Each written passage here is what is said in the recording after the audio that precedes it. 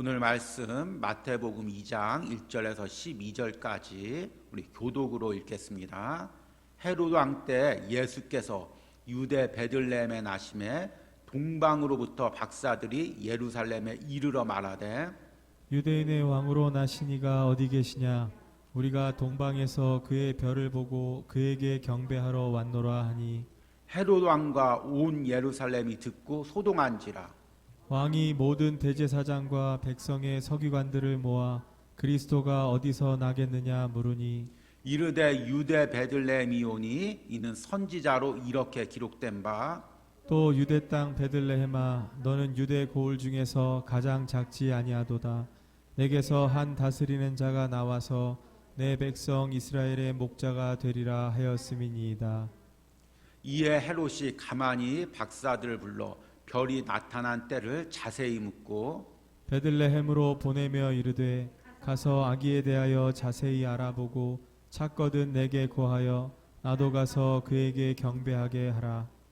박사들이 왕의 말을 듣고 갈새 동방에서 보던 그 별이 문득 앞서 인도하여 가다가 아기 있는 곳 위에 머물러 서 있는지라. 그들이 별을 보고 매우 크게 기뻐하더라. 집에 들어와 아기와 그의 어머니 마리아가 함께 있는 것을 보고 엎드려 아기께 경배하고 그 보배압을 열어 황금과 유향과 모략을 예물로 드리니라. 그들은 꿈에 헤롯에게로 돌아가지 말라 지시하심을 받아 다른 길로 고국에 돌아가니라. 아멘. 우리 이제 앞에 말씀을 드린 것처럼 우리 이제 이틀 후가 이제 성탄절입니다. 그래서 이제 성탄절 앞두고 이제 마태복음을 우리 계속 말씀을 전했는데 특별히 좀 앞으로 가서 마태복음 2장 말씀을 통해서 우리가 이제 성탄의 감격이라는 제목으로 말씀을 듣고 이 말씀을 듣고 여러분들이 남은 이틀 동안 더 깨어서 기도하며 금요일 날 은혜롭게 성탄절을 맞이하시길 바랍니다. 여러분들은 기억나는 성탄절 중에서 어떤 성탄절이 가장 쓸쓸했습니까? 저는 개인적으로 제가 성탄절 그 기간 중에서 가장 쓸쓸하게 보낸 성탄절이 대학교 졸업하고 이제 대전에서 제가 이제 신앙생활도 하고 대학교도 다니다가 이제 하나님의 부르심을 받고 신대원에 입학하려고 이제 그 졸업하기 전 겨울에 서울에 올라가서 자취하면서 신대원 공부를 준비하고 있을 때였습니다. 지하 자취방에서 이제 혼자 공부하고 있다가 12월 25일 성탄절이 되어서 이제 가까운 교회 아직 뭐 등록도 못하고 있는 교회인데 이제 예배를 드리러 걸어가고 있는데 하필이면 그 해가 10년 만에 찾아오는 무엇이었을까요? 화이트 크리스마스. 눈이 날리는 것입니다. 그러니까 옆에 있는 그 연인들이 막 박수를 치면서 와, 눈 온다고, 와, 오늘 화이트 크리스마스라고 막 좋아하는 것입니다. 그런데 제 자신은 너무 쓸쓸한 것입니다. 아침 식사도 제대로 못하고 쓸쓸한 마음으로 혼자 자취하다가 예배 드리러 가는데 마음이 이렇게 너무 외롭고 쓸쓸한 것입니다. 그동안은 항상 어머니 품에 아버지 품에 있다 보니까 가족들과 함께 성탄절을 보내고 또 이제 교회 친구들하고 함께 성탄절을 보내고 항상 즐겁고 기쁘게 보내다가 그해 겨울만 혼자 서울에 동떨어져 있어서 지하 자취방에서 혼자 애인도 없이 혼자 공부하면서 보내다 보니까 너무 그 해가 쓸쓸했고 그렇게 지금도 그 장면이 그 거리를 걸어가던 그 제 모습이 선합니다. 그런데 그렇게 쓸쓸하게 성탄절을 보냈는데 올해 성탄절이 그때 못지않은 것 같습니다. 거리마다 지금 다 썰렁하고 캐롤송 한번 들어본 적이 없습니다. 그리고 그 어떤 성탄절 틀이나 어떤 그 성탄의 어떤 그런 분위기가 전혀 안 나고 또 우리 예배 드리는 우리들도 지금 코로나가 이거 가장 심한 시기에 이 성탄절 맞다 보니까 예배 드리는 것도 제약이 있고 힘들게 이게 성탄절을 보내고 있습니다. 그러니까 우리들 마음들이 많이 가라앉아 있고 우리 마음들이 그 예수님의 탄생을 진정으로 기뻐하는 마음이 아직 생기질 못하고 있습니다. 그렇지 않습니까? 그런데 여러분 중요한 게 있습니다. 진짜 중요한 게 있습니다. 뭐냐면 나의 상황과 상관없이, 나의 형편과 상관없이 예수님께서 이 땅에 오신 날은 가장 기쁘고 복된 날이라는 것입니다. 내가 한 해 동안 일이 잘 되었습니다. 물질적으로도 축복받고, 가족도 잘 되고, 자녀들도 잘 되고, 또 성탄절에 축복도 많이 받고, 그러면 예수님 온 게 너무 기쁘고, 한 해 동안 고난이 있었고 어려움이 있었고, 또 성탄절 전후로 해서 힘든 일이 있었고, 그러면 성탄절이 슬프고 기쁘지 않은 그런 날이 아니라는 것입니다. 내가 한 해 동안 어떤 상황이었든지, 그리고 지금 어떤 상황이었든지 성탄절은 가장 기쁘고 복된 날이라는 것입니다. 왜냐하면 여러분, 예수님께서, 하나님의 아들인 예수님께서 우리 죄를 위해서, 우리를 구원하기 위해서 이 땅에 오신 날이라는 것입니다. 만약 성탄절이 없었다면, 예수님께서 이 땅에 오시지 않았다면 우리는 지금도 죄 가운데 살다가 영원히 지옥 형벌 받을 그런 존재라는 것입니다. 그런데 예수님으로 인해서 우리가 구원을 받으니까 이 날보다 더 기쁜 날이 어디 있습니까? 표정들이 그렇지가 않네. 예. 여러분, 이렇게 비유하면 조금 이게 세상적인 것에 비유해서 좀 그렇지만, 여러분, 만약에 내가 로또에 당첨됐다면, 100억짜리 로또에 당첨돼서 내 인생이 팔자가 피었다면, 바뀌었다면 얼마나 기뻤겠습니까? 그렇죠? 그런데 그런 로또가 문제가 아니라 지옥 갈 내 인생이 예수 그리스도로 인해서 하나님의 자녀가 되고 천국 상급과 면류관을 받을 존재로 바뀌게 되었습니다. 그러니까 이 날이 너무 기쁜 날이라는 것입니다. 문제는 그 기쁨과 감격이 우리 안에 없다는 것입니다. 특히 오래 없다는 것입니다.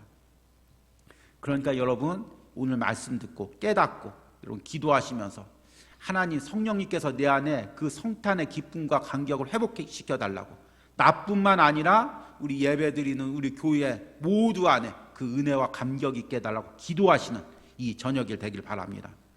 오늘 말씀에도 보니까 자신의 상황과 형편에 따라서 예수님의 탄생을 각자 다르게 받아들이는 사람들이 나옵니다.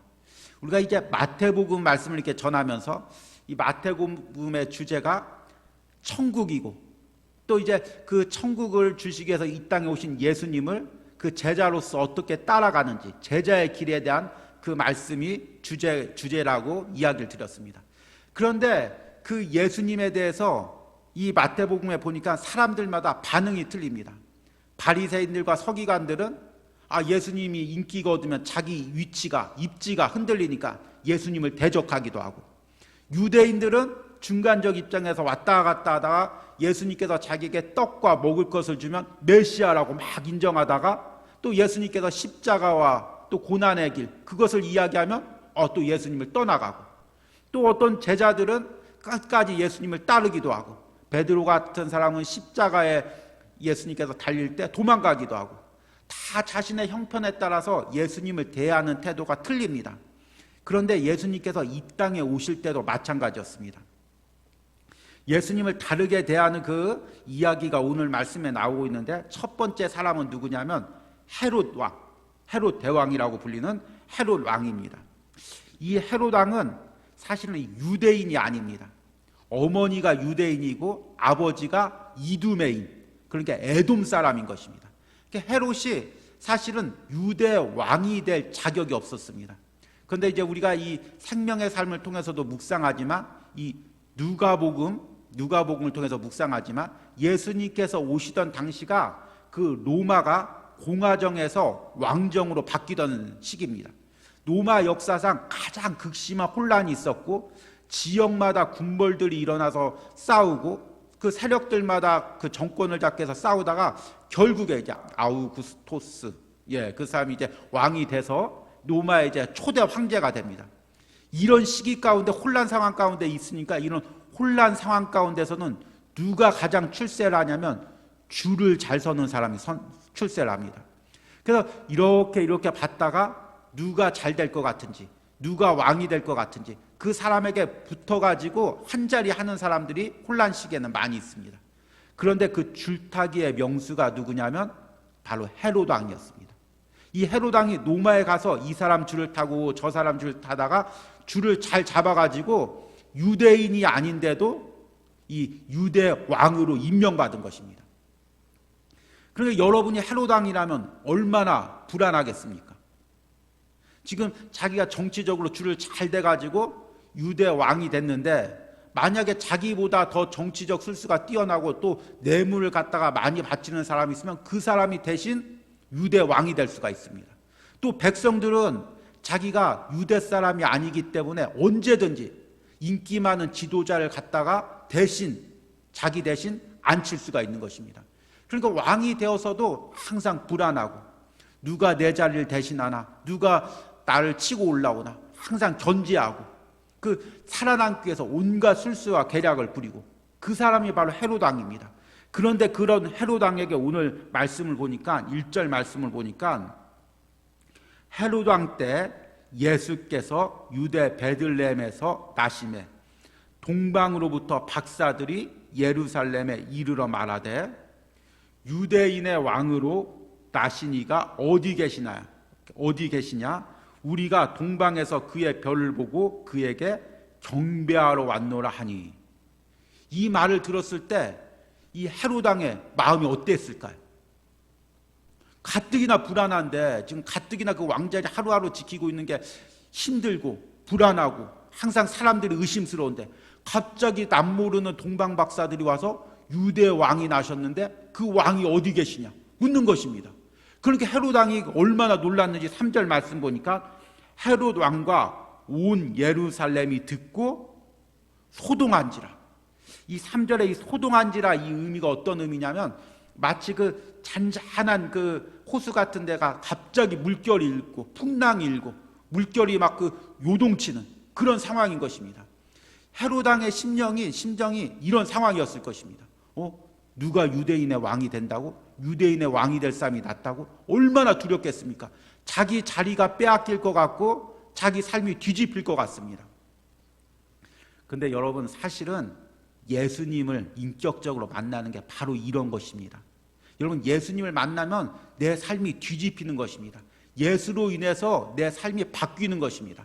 평안하게 살던 세상에서 그냥 안락하게 살던 세상에서 그냥 이 땅에 사는 동안 그냥 그 물질과 성공만을 추구하던 그 삶이 예수님을 만나면 도전을 받는 것입니다. 이 땅이 전부가 아니구나.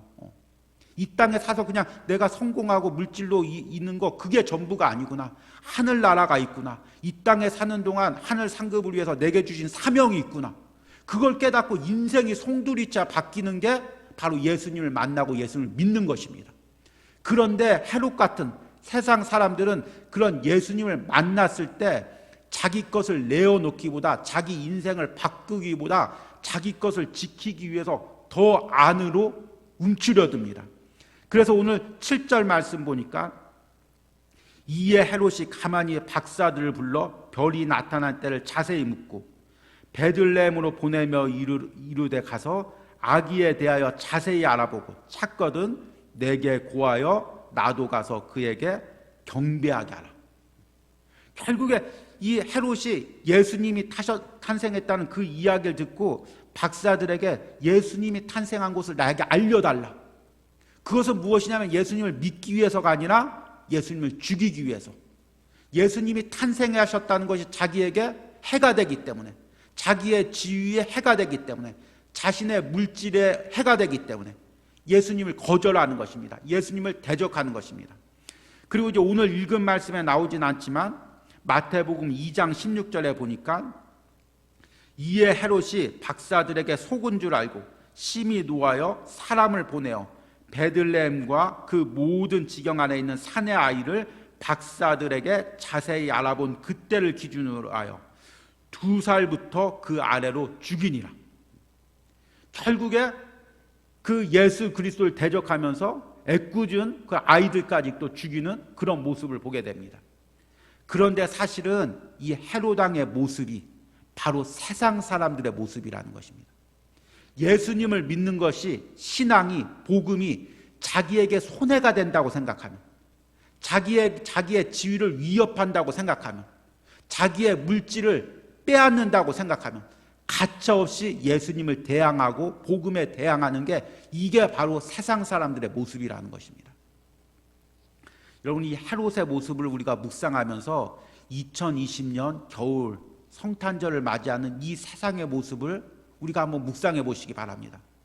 지금 이 코로나 상황 가운데서 많은 사람들이 교회를 대적하고 있습니다. 그런데 그렇게 대적하는 이유가 무엇입니까? 결국에 교회 때문에 자기가 손해본다는 것입니다. 예배를 드려서 사람들이 코로나 걸리면 자기에게 손해가 된다는 것입니다. 그런데 어찌 보면 세상 사람들은 다 어떻게 움직이냐면 자기의 이득에 따라 움직입니다. 그래서 자기의 이득에 손해가 보면은 교회를 대적하고 복음을 대적하고 예수 그리스도를 대적하는 것입니다. 여러분, 헤롯 왕이 바로 그런 사람이었던 것입니다. 온 인류를 구원하기 위해서, 우리의 영혼을 구원하기 위해서 예수님이 이 땅에 오셨는데 자신의 그 지위가 흔들린다고, 자신의 물질이 흔들린다고 예수님이 오시는 그것을 대적하는 그 모습을 보게 되는 것입니다. 여러분, 우리가 지금 어려운 시기에 성탄절을 맞이하고 있습니다. 그런데 우리가 가장 중요한 건 뭐냐면 이 세상의 모든 상황보다, 우리가 손해보는 모든 것보다 예수님이 오신 그것이 가장 기쁜 날이라는 것을 잊지 마시기 바랍니다. 또 한 명은 누가 또 예수님이 오실 때 또 어떤 사람, 어떤 부류가 있냐면 두 번째 보니까 대제사장과 서기관의 무리가 있습니다. 오늘 말씀 4절 말씀에 보니까 이제 헤롯 왕이 모든 대제사장과 백성의 서기관들 모아 그리스도가 어디서 나겠냐 물으니 5절 말씀 보니까 이르되 유대 베들레헴이오니 이는 선지자로 이렇게 기록된 바 6절에 또 유대 땅 베들레헴아 너는 유대 고을 중에 가장 작지 아니하도다 내게서 한 다스리는 자가 나와서 내 백성 이스라엘의 목자가 되리라 하였습니다. 이제 헤롯 왕이 야 그러면 이 왕이 났다고 하는데 메시아가 났다고 하는데 그러면 메시아가 어디서 났냐? 대제사장과 서기관들에게 묻습니다. 그러니까 대제사장과 서기관들이 주저하지도 않고 성경 말씀을 딱 대면서 메시아는 베들레헴에서 납니다. 이 말씀은 어디서 인용한 거냐면 미가서 5장 2절 구약 말씀을 인용한 것입니다. 미가서 5장 2절 말씀 보니까 베들레헴 에브라다야 너는 유다 족속 중에 작을지라도 이스라엘을 다스리는 자가 내게서 내게로 나올 것이라 그의 근본은 상고의 영혼에 있느니라. 그러니까 이 대제사장과 서기관은 어느 순간 갑자기 헤롯 왕이 야 메시아가 어디서 나냐, 그러니까 이 미가서 5장 2절 갖다가 딱 될 정도로 성경에 그렇게 박식했던 것입니다. 왜 그러냐면 대제사장의 역할은 무엇이냐면 대제사장은 하나님과 백성 사이의 중보자인 것입니다. 그래서 백성의 죄를 하나님께 가지고 나가는데 그 인간이 어떻게 해결할 수가 없으니까 짐승의 피를 흘리고 그 짐승의 피를 가지고 하나님께 나가는 것입니다. 그런데 그 짐승의 피는 앞으로 오실 예수 그리스도 메시아의 그 피를 상징하는 것입니다. 그러니까 오실 메시아, 그 오실 메시아를 가지고 하나님께 예배하면서 백성들의 죄를 가지고 나가는 것입니다. 그러니까 사실은 이 대제사장은 누구보다도 예수 그리스도에 대해서 잘 아는 사람입니다. 내가 지금 비록 이 짐승의 피를 가지고 불완전하게 그 죄를 씻기고 있지만 나는 매번 이렇게 죄를 씻기지만 이제 내 뒤에 메시아가 오시면 그리스도가 오시면 그분이 자신의 피를 통해서 우리의 죄를 단번에 영원히 씻기겠구나. 그 히브리서 말씀처럼 그런 소망을 가지고 직분을 감당하는 게 누구냐면 대제사장입니다. 그리고 서기관은 누굽니까? 하나님의 말씀을 글로 기록하고 그 말씀을 백성들에게 가르치는 사람이 서기관인 것입니다. 당시 서기관들은 글자 하나하나를 쓸 때 극도로 주의를 했습니다. 내가 하나님 말씀을 한자라도 왜곡하면 어떡하나, 점 하나라도 잘못 찍으면 어떡하나, 그렇게 정말 기도하면서 한 글자 한 글자를 쓰는 사람이 서기관입니다. 그러니까 대제사장과 서기관은 누구보다도 말씀에 대해서 잘 아는 사람입니다. 메시아에 대해서, 그리스도가 나실 거에 대해서 누구보다도 잘 알고 있습니다. 그러니까 왕이 부를 때 한 번에 베들레헴에서 나온다고 미가서 5장 2절을 될 정도로 그렇게 말씀에 박식하고 메시아에 대해서 잘 아는 사람이 대제사장과 서기관입니다. 그런데 지금 예수 그리스도가 나신다고 하는데 그 베들레헴에 우리를 구원하기 위해서 그리스도가 나신다고 하는데 오늘 말씀을 보니까 대제사장과 서기관이 아무런 감동도 없이 왕이 물으니까 베들레헴에서 나십니다. 미가서 5장 2절입니다. 딱 되는 것입니다. 여러분 이 모습을 보고 여러분 어떤 마음이 듭니까? 얼마나 안타깝습니까? 그렇게 말씀을 묵상했는데 그 말씀에 나실 메시아를 그렇게 묵상했는데 막상 그 예수 그리스도가 오셨는데 메시아가 왔는데 아무런 감동도 없고 아무런 은혜도 없고 그 예수님을 갖다가 찾아가지도 않고 그 예수님 앞에 무릎 꿇지도 않고 그냥 예수 그리스도가 나셨다는 것을 갖다가 아무런 감동도 없이 그냥 말씀을 한 구절 읽고 끝나듯이 그렇게 지나가는 이 모습을 보게 됩니다. 그런데 여러분 이 대제사장과 서기관의 모습이 지금 우리들의 모습입니다. 이 시대의 그리스도인들의 모습입니다. 이 시대의 목회자의 모습이고 이 시대의 직분자들의 모습이고 이 시대의 장로의 모습입니다. 그리고 이 성도들의 모습입니다. 이 대제사장과 서기관의 그 심령이 저의 심령이고 지금 여러분들의 심령인 것입니다. 여러분 우리가 해마다 성탄절을 맞이합니다. 그런데 우리가 성탄절을 맞이하면서 얼마나 감격하고 있습니까? 얼마나 기뻐하고 있습니까? 여러분 우리 신앙에서 가장 경계해야 될 게 무엇이냐면 우리 안에 감격이 사라지는 것입니다. 은혜가 사라지는 것입니다. 예배 나와도 아무런 감동이 없습니다. 말씀을 들어도 아무런 찔림이 없습니다. 기도를 해도 아무런 뜨거움이 없습니다. 여러분 그렇게 되면 어떻게 됩니까? 진짜 내가 살아만 있다고 이야기하지만 실제로는 죽은 그리스도인의 모습이 아니겠습니까? 그런데 지금 이 시대의 모습이 지금 바로 이런 모습으로 변해가고 있습니다. 지금 우리가 이 시대의 모습을 보고 깨어서 경계하면서 기도해야 되는 것입니다. 지금 예수님께서 이 땅에 오신 성탄절이 되어가는데 예수님께서 우리 죄를 위하여 구원하여 주시기 위하여 그 낮고 낮은 그 마국간에 오신 그 날이 다가오는데 우리 가운데 아무런 감동이 없습니다. 제 자신도 정말 깜짝 놀랐습니다. 성탄절이 다가오는데 성탄절 앞두고 기도하는데 내 안에 그 감격이 없는 것입니다. 내 안에 그 하나님에 대한 그 열정이 없는 것입니다. 성탄절에 대한 그 기다리는 마음이 없는 것입니다. 또 성탄절이구나. 또 성탄절이구나. 올해는 성탄절이 썰렁하구나. 오늘 성탄절이 참 어렵겠구나. 예배드리기 어렵겠구나. 그런 마음만 드는 것입니다. 그리고 깜짝 놀랐습니다. 아니 이 마음이 왜 이렇지? 왜 이런 마음이 들었지? 그런데 지금 제가 청년들하고 대화해봐도 성도들하고 대화해봐도 우리 마음에 이 대제사장과 서기관 그 마음이 있는 것입니다. 성탄절이 무슨 날이지? 예수님이 오신 날이에요. 그렇게 대답하고 우리 안에 아무런 감동이 없는 그런 지금 우리의 마음이 있는 것입니다. 그러면 어떡합니까? 점점 우리가 영적으로 죽어가고 있는 것입니다. 점점 영적으로 둔해지고 있는 것입니다. 여러분 우리가 지금 이 시기에 깨어서 기도해야 됩니다. 여러분 이 시대적인 흐름 가운데 점점 어떤 시대적인 물결이 우리 안에 있는 그 은혜와 감동을 마비시켜 가고 있습니다. 지금 다 이렇게 두려워서 코로나 때문에 두려워서 지금 두려워 떠느라고 정작 중요한 거 성탄절에 그 은혜를 사모하는 그 마음들 다 사라지고 이러다 코로나 걸리면 어떡하지? 이러다가 잘못되면 어떡하지? 다들 긴장하느라고 성탄의 감격과 은혜가 사라지고 있습니다. 찬송을 불러도 다 조심조심해서 찬송을 해야 되고 기도해도 다 조심조심해서 기도를 해야 되고 성탄절에 무슨 준비를 하려고 해도 5명 이상 못 모이니까 다 조심조심해야 되고 피해야 되고 패해야 되고 지금 우리가 그런 상황에 있는 것입니다. 그러다 보니까 점점 우리 안에 감격과 감동이 사라지고 있는 것입니다. 여러분 이 부분을 그냥 받아들이지 마시고 심각하게 받아들이시고 정말 이 상황 가운데 깨어서 기도하고 우리 나 하나만이라도 이 어려운 시기에 성탄의 감동과 은혜가 있기를 기도하시기 바랍니다. 마지막으로 동방박사가 나옵니다. 이 동방박사들은 사실은 예수님을 경배할 수 없는 사람들입니다.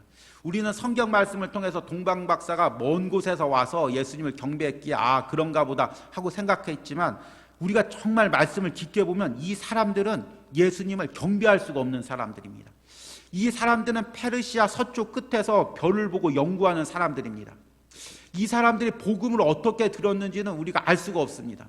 그런 사람들이 그 페르시아 그 페르시아 동쪽 끝에 있는 사람들이었는데 그 페르시아 서쪽에 그 팔레스타인까지 와서 예루살렘까지 와서 그리고 베들레헴까지 와서 그 아기 예수님께 경배한다는 것은 사실은 인간의 생각으로는 불가능한 일인 것입니다. 그래서 많은 학자들이 이 동방 박사들이 그냥 경배를 했어도 하나님을 믿지 않는 사람들이다. 예수님을 잘 모르는 사람이다. 그렇게 폄하합니다. 그런데 어떻게 이들이 복음을 들었는지, 어떻게 하나님을 알지는 못하지만 이 모든 사건이 단순히 별을 보고 온 것이 아니라 오실 왕에 대해서, 메시아에 대한 신앙을 가지고 온 것입니다. 그것을 어떻게 알 수가 있냐면 오늘 말씀해 보니까 9절 말씀해 보니까 박사들이 왕의 말을 듣고 갈새 동방에서 보던 그 별이 문득 앞서 인도하여 가다가 아기 있는 곳 위에 머물러 서 있는지라. 그들이 별을 보고 매우 크게 기뻐하더라.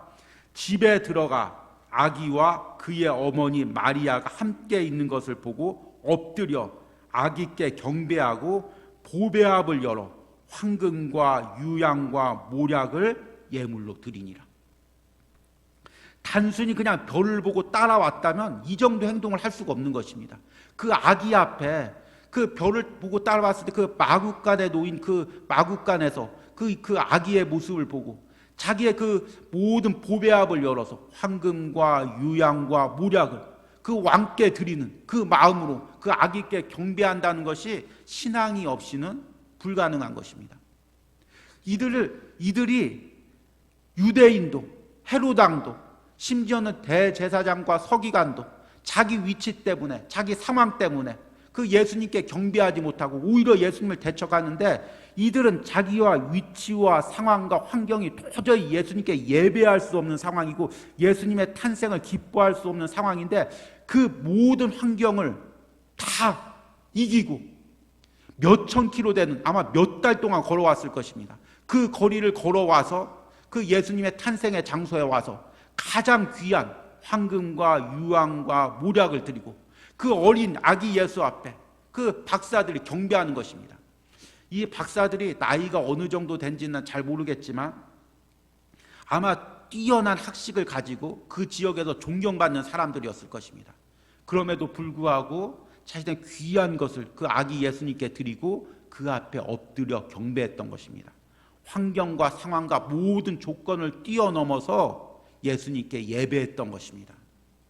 여러분, 이번 성탄절 때 이런 은혜가 우리들 성도들 가운데 있기를 원합니다. 지금 우리의 상황은 예배할 수 없는 상황이고 지금 나의 상황은 예수님의 탄생을 기뻐할 수 없는 상황이고 찬송할 수 없는 상황이지만 내가 놓인 상황에서 최선을 다해서 성탄의 기쁨을 감격으로 예수님께 예배하는 그런 성탄절이 되길 바랍니다. 동방박사가 멀리서 황금과 유황과 모략을 가지고 나와서 예수님께 드렸듯이 내가 드릴 수 있는 최선의 것으로, 내가 드릴 수 있는 최선의 시간으로, 내가 드릴 수 있는 최선의 물질로, 내가 드릴 수 있는 최선의 정성으로 예수님께 드리고 예배하는 그런 성탄절이 되기를 간절히 소망합니다. 우리 잠깐 들은 말씀을 놓고 기도하겠습니다. 하나님 아버지, 참으로 어려운 시기에 성탄절을 준비하고 있습니다. 하나님, 사람들 심령마다 다 굳어 있습니다. 성탄의 은혜와 감격이 사라지고 있습니다. 주님, 우리를 불쌍히 여겨주시고 하나님, 이 시기에 다시금 성령을 통하여 우리에게 예수 그리스도의 탄생에 대한 기쁨과 감격을 허락하여 주시옵소서. 이틀 동안 깨어서 기도하며 성탄절을 기다리게 하시고 또 성탄절 예배 가운데 담임 목사님의 말씀 가운데 성도들의 심령 가운데 은혜를 주셔서 기쁨과 감격으로 성탄 예배를 드릴 수 있도록 함께하여 주시옵소서. 예수님의 이름으로 기도했습니다. 아멘.